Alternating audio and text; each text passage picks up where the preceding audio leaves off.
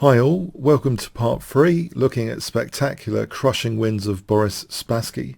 So these were highlighted in Kasparov's great predecessor's book, which I queued for at the London Chess Centre to get one of the volumes book signed, and the subsequent year actually as well. There's Malcolm Payne there in the background. London Chess Centre organised that book signing. Excellent fun on the day. The Chessable interactive online course can be found here. Let's have a look now at this amazing game. So this game is against Bent Larsen playing with the white pieces. So Boris Spassky with the black pieces. This is in the USSR versus rest of the world match in 1970. There's some interesting information about that match on Wiki. Basically, the team members played 4 games against their opposite number. 2 reserves could be utilised to fill any board at the direction of the team captain. So it was Fischer versus Petrosian on board 2. This was actually board 1, so Bent Larsen against Boris Spassky. Max Ower was the team captain for the rest of the world team.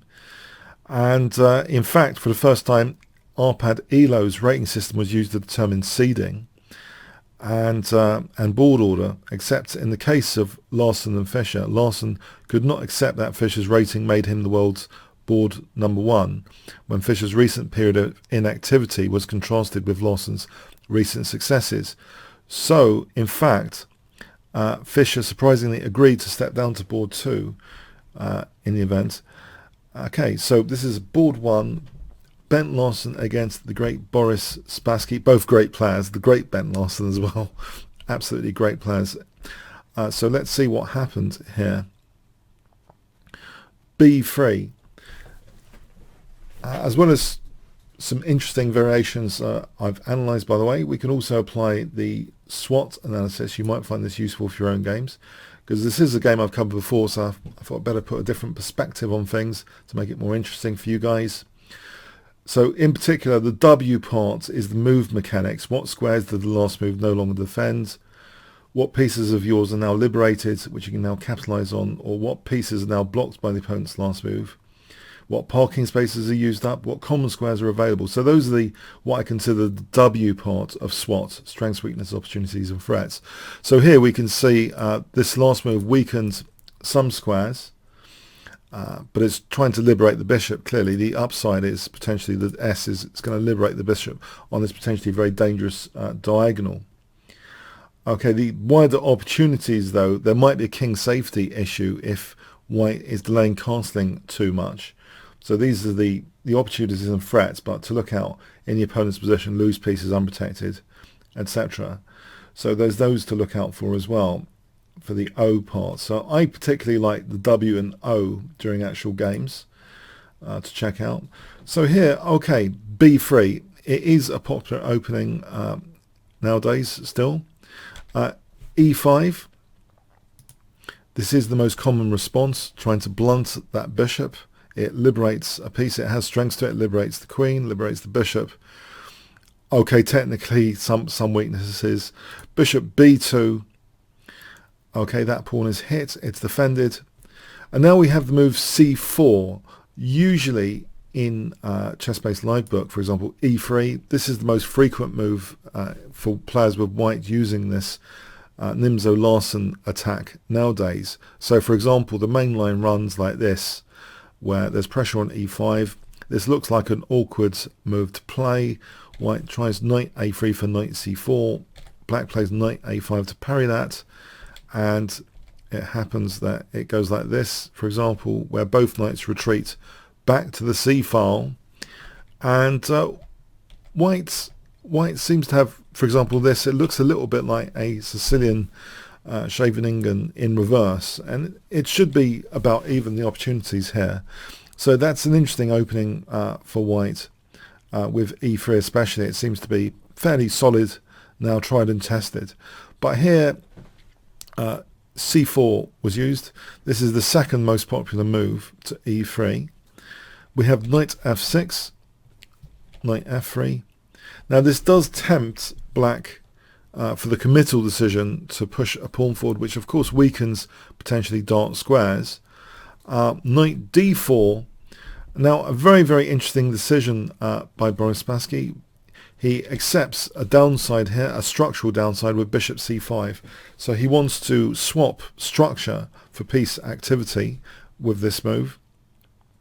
White obliges with knight takes c6. So Bent Larsen took on c6. If knight c2, black can play quite energetically here with the move d5, it seems. b4 might be white's best try. The bishop ideally drops back, and this position is black having a small edge. Yeah, there are opportunities for both sides. If we look at this again in this position with b4 here, if the bishop took, then knight takes, white gets some compensation here, but black is again pretty active with the pieces and can use that g-file. So black's again perhaps got a small edge technically. So anyway, in the event the knight didn't go to c2, we had knight takes c6. So interesting imbalances here in the position. If we looked at SWOT here in terms of imbalance theory, SWOT. Okay, you could say that black has traded, pawn structure, better pawn structure. He's given that up, but he's getting active pieces, which is another sort of wider thing, and pressure. And it's also technically it's liberated the queen to put pressure on d4. Is a nice central square under black's control. And there's a certain uneasiness with white's development here with this pawn on e4. Black does seem to have more space technically. So yeah, interesting trade-offs here in the wider opportunities of the position, giving up structure for piece activity. But technically, pieces are being liberated here, both the bishop and the queen now with that. So a classic trade-off. We have the move e3. Now technically, from a swap perspective, the W part, it does weaken light squares. And this is actually further intensified, this aspect, with black's next move, bishop f5, marking out the d3 square in particular.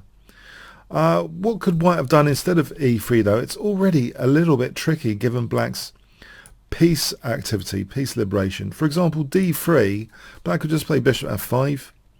And if d4 here, e3 is a really kind of crushing move actually, because if takes, then this wins the queen. It's very difficult to see what white does here. If f3, this is a total disaster with that form pawn on e3. This is just terrible consequences with the queen coming to h4 here, potentially. Or this, black just plays energetically and absolutely winning. Yeah, these variations are just an absolute nightmare for white. If we look at this again, if a3 here, then black can slice out this diagonal with the king still in the center. It doesn't matter about losing a piece there. And this is absolutely devastating stuff. Seesaw checks and then checkmate there. Double check and checkmate. So really vicious stuff could happen with d3. It just seems d3 is unplayable, in fact. If d takes e4, even worse, just bishop takes f2, queen takes d1. So if d3 is out of the question, what is in the question instead of e3? And this is just for my own interest as well. Knight c3, black's bind in the position is very evident here, but at least white isn't getting completely blasted immediately here. So that is okay. White's still on the board for a moment. a3 is another move which potentially white's still on the board here, but black's got a nice advantage positionally. White's pieces are pretty passive. So anyway, in the event e3, bishop f5, queen c2, and now reinforcement with queen e7, but also keeping flexibility to castle queenside as well as kingside. So there's a potentially nice, this semi-open file, especially if a rook can come there, looks very attractive. Bishop e2. Again, it's very difficult to actually spot decent alternatives, even at this early point of the game at move 9. If knight c3, if black castles, okay, if d4, this is a disaster after knight g4. This position, believe it or not, white can't castle queenside because of knight takes f2. And if we have this scenario, yeah, with the king in the center, there's things like this going on, where black's king is still in grave danger here. For example, this variation shows the gravity of white's king safety issues. So very, very tricky indeed if moves like knight c3 can be so severely punished potentially.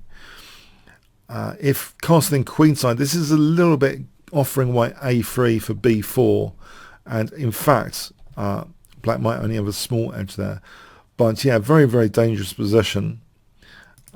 And also just to mention, instead of d4, if bishop e2, yeah, that would be safer here, clearly, not to open up lines. But black's still got a small edge there. That would be the safer way to play for that position. At least black's managed to castle there. So anyway, here bishop e2 was played.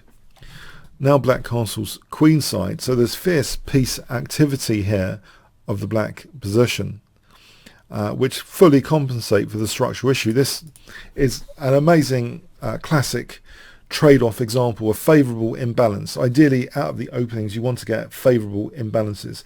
In terms of SWOT analysis, maybe business students might find this fascinating. I'm not really sure if this applies so clearly in the business world, because there are a lot of factors you don't really see. Chess is a game of perfect information.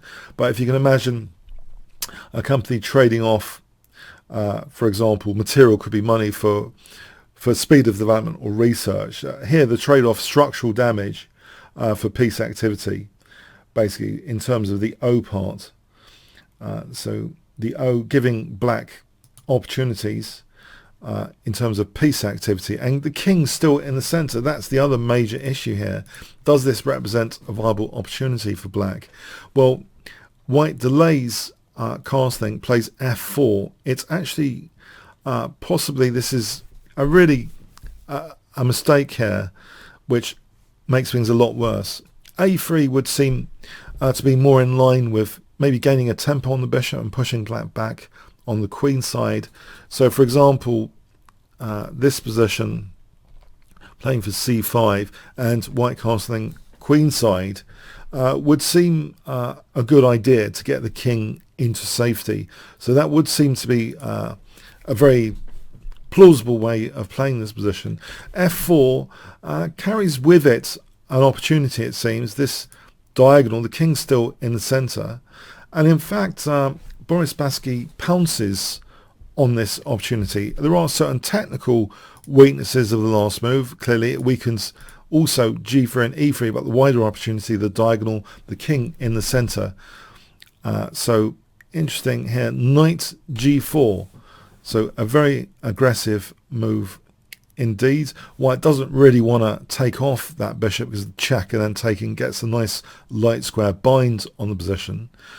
So white here played g3. Absolutely fatal would be h3, just offering the diagonal and just getting this terrible position, losing the queen, is not very good. So yeah, h3 is not to be played here. And on king f1, queen f2 is checkmate. So g3, trying to seal that diagonal, the sensitive diagonal. But here black played very, very energetically in this position with the move h5. And maybe Bent Larsen thought he could just kick the knight back, so he plays h3. And here real magic starts to happen in this position. If white had tried castling, it really, the survival prospects of the white king here are very low. This h-pawn attack, which is one of my favorites, especially at faster time controls, is actually pretty devastating and extremely justified by black's activity and binds on the position. So for example, knight c3, knight takes e3, this crashes through basically. The bishops cooperate here on the light and dark squares, gathering lots of material and mating opportunities. So that would be absolutely devastating. G takes doesn't really give white any defense at all. So castling totally out of the question. So h3 was played. Before there's other nasties, perhaps aware that things like bishop takes e3 are now on the cards with that knight there. if knight c3. So it looks very, very dangerous. So h3 trying to evict that knight, but alas, an absolutely brilliant move was played here by Boris Spassky. I wonder if you can guess it. If you haven't seen this game, this is going to be a real treat for you. Black to play. If I give you 5 seconds to pause the video, what do you think black played here?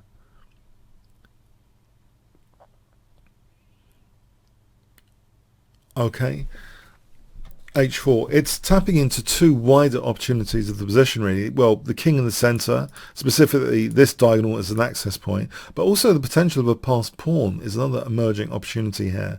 So there's two major upsides positionally emerging from this very tactical move h4. If the knight had just gone back, then again a3 is worth considering for white. And in fact, this kind of position where white castles queenside is a different story entirely. But in the game, yes, h4 was played. So putting the cat among the pigeons, you could say. We have h takes g4. If bishop takes g4, then bishop takes g4 and h takes g. And this is diabolical for white because, for example, rook g1, rook h2, the rooks cooperate on the d2 square here, so the knight can't really move. And in fact, you might think, well, hold on, is the two rooks, giving up the two rooks for the queen, worth it in this variation? Indeed it is, because if we look at this check here, the rooks are not coordinated. There's a nasty pawn on g3. This now threatens queen d2 to f2, so white would be on the defensive and shedding pawns and material. The rooks would be absolutely hopeless here. So that is just a no-go area, it seems. Bishop takes g4. This position is an absolute no-go area. So we have h takes g4 instead. So a piece sacrifice, but now h takes g. And here it's very, very difficult for white to do anything now. Rook g1 was played. If rook takes h8, that helps black to take his mistake, as they say. That gives black a nasty opportunity now. Well, two nasty opportunities, rook h1 and g2, and they can combine together. So, for example, bishop f1, rook h1, threatening g2, and if knight c3, bishop takes g4, keeping the king in the center. This is just horrendous. This position with g2 being not just to take the bishop here, but just to queen the pawn, in fact. So making use of that pin just to queen the pawn, black's getting a huge advantage there. And if rook, yeah, so that's absolutely terrible. So rook g1, and now a truly spectacular move is played here. Really, really spectacular. A great crowd-pleasing move. I wonder if you can guess. In fact, there exists two other very, very strong moves, but this is the most visually spectacular. So if I give you 5 seconds to pause the video here, what would you play with the black pieces in this position?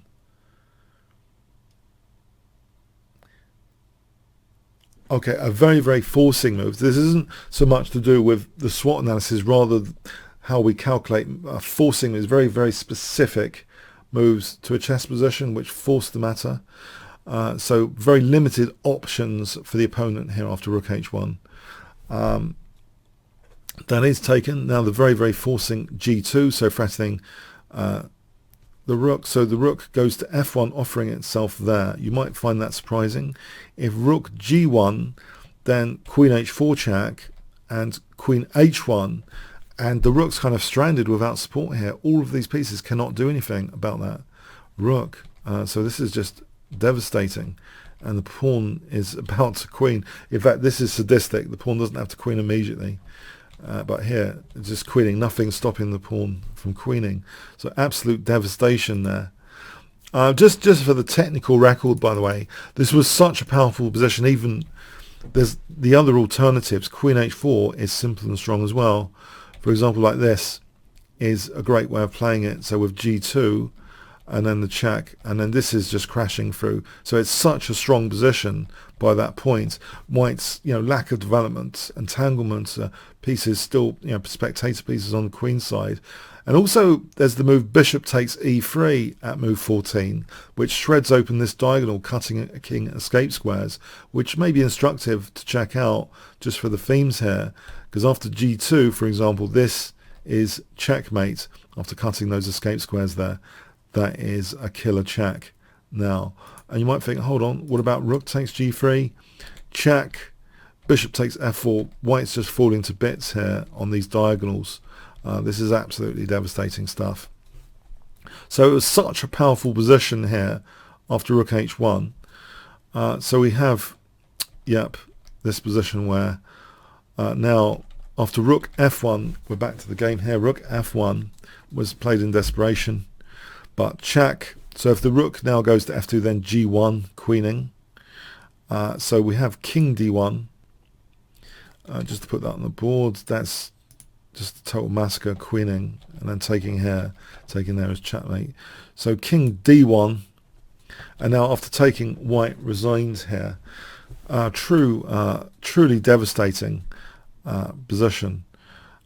In this final position, it's so crushing, it's basically forcing checkmate here.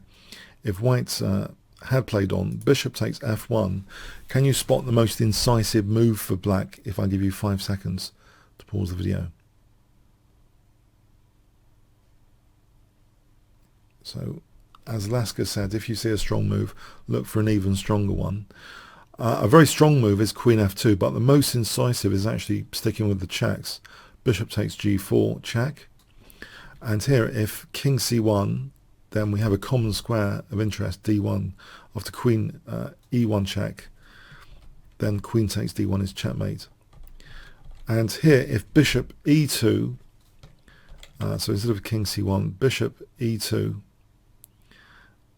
then there's that nasty pin, actually queen h1, and it's checkmate. The king is blocked by its own pieces there and actually checkmated. So yeah, this is absolutely murderous, this bishop g4 check. Also, just to show the strength of the position, queen f2 you might have thought is also pretty dangerous, but after bishop e2, one has to be careful that bishop takes its check after bishop takes g4.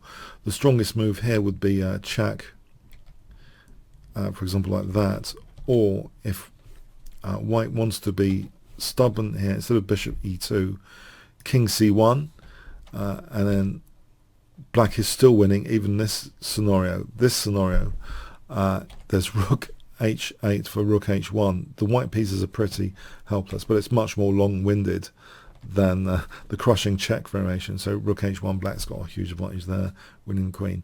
But yeah, the bishop takes g4 is the absolutely incisive way to play this if the game had continued. Okay, which it did not. So bishop takes g4, absolutely mating there. So okay, I hope you enjoyed this recap of this really classic game. So this was highlighted as one of the 3 amazingly, spectacularly crushing games by Kasparov in the great predecessors Volume 3. You can see the interactive course at Chessable on that Kingscrusher TV Kasparov link. So that will take you to that course. You can check out other very, very attacking, amazing games of both Boris Spassky and Tigran Petrosian. So those 2 great predecessors are covered in Volume 3 of this amazing Chessable course, which brings the book really to life and makes it easy to play through the games and test yourself on key variations. So I hope you check that out. Okay. Thanks very much.